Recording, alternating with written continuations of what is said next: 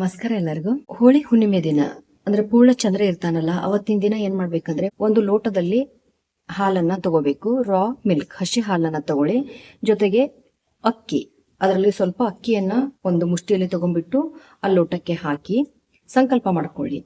ರಾ rice ಅಂದ್ರೆ break ಆಗಿರಬಾರ್ದು ಅಂತ ಅಕ್ಕಿಯನ್ನು ತಗೊಂಡ್ಬಿಟ್ಟು ಹಸಿ ಹಾಲದಲ್ಲಿ ಹಾಕಬೇಕು. ಸಂಕಲ್ಪ ಮಾಡ್ಕೋಬೇಕು.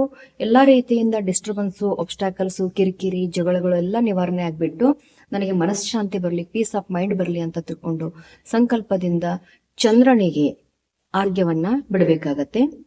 ರಾತ್ರಿ ನೀವು 8 ರಿಂದ 10 ಗಂಟೆ ಒಳಗೆ ಈ ರೀತಿ ಸಂಕಲ್ಪದಿಂದ ಅರ್ಘ್ಯವನ್ನ ಕೊಡುವುದರಿಂದ, ಜೊತೆಗೆ ಮಂತ್ರವನ್ನ ಪಠಿಸುವುದರಿಂದ, ಅರ್ಘ್ಯವನ್ನ ಕೊಡ್ತಾ ಇರಬೇಕಾದ್ರೆ 27 ಬಾರಿ ಓಂ ಸೋಂ ಸೋಮಾಯ ನಮಃ, ಓಂ ಸೋಂ ಸೋಮಾಯ ನಮಃ ಅಂತ ತಿಳ್ಕೊಂಡ್ಬಿಟ್ಟು 27 ಬಾರಿ ಮಂತ್ರವನ್ನ ಹೇಳ್ತಾ ಅರ್ಘ್ಯವನ್ನ ಬಿಡುವುದರಿಂದ ಆಟೋಮೆಟಿಕಲಿ ಮನಃಶಾಂತಿ ಬರುತ್ತೆ. ಡಿಸ್ಟರ್ಬೆನ್ಸ್, ಕಲಹಗಳೆಲ್ಲ ಕ್ಲಿಯರ್ ಆಗಿಬಿಟ್ಟು ಬೆನಿಫಿಟ್ ಸಿಗುತ್ತೆ. ಈ ರೆಮಿಡಿನ ಮಾಡ್ಕೊಂಡು ಬೆನಿಫಿಟ್ ಅನ್ನ ಪಡ್ಕೊಳ್ಳಿ ಅಂತ ಹೇಳ್ತೀನಿ.